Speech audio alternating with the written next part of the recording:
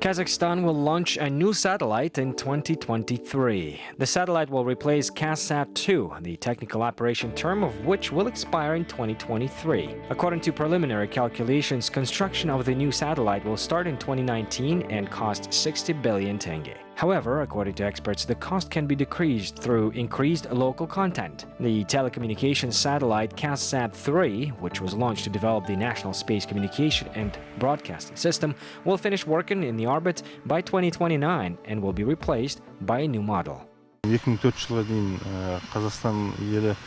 Until 2005, Kazakhstan had conducted all communications through foreign space satellites. We used to pay approximately $35 to $40 million a year. After the launch of this space center, we sent into orbit KazSat-1, KazSat-2, and KazSat-3. These satellites helped us substitute imports worth $29 billion US. The center is in charge of receiving and processing information from satellites. Engineers carefully observe each movement of the device because the continuity of telecommunications depends on them. Therefore, specialists work round the clock in the control center. According to the employees, today the work of the devices hasn't been interrupted by a single problem.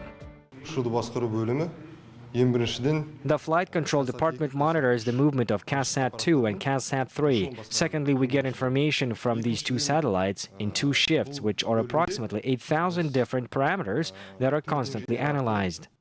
This year marks the 60th anniversary of the start of the space age in Kazakhstan. The first artificial satellite to orbit Earth was launched at the Baikonur Cosmodrome on October 4, 1957. Today, Kazakhstan continues this activity. Specialists of the Republican Center for Space Communications are working on the creation of the first Kazakh orbiting satellite group aimed at establishing communications, television broadcast, and data transfer in Kazakhstan and other neighboring countries. The company's representatives say that there are other very promising developments and agreements. All of this gives ground to hope that Kazakhstan's most important infrastructure project has a great future.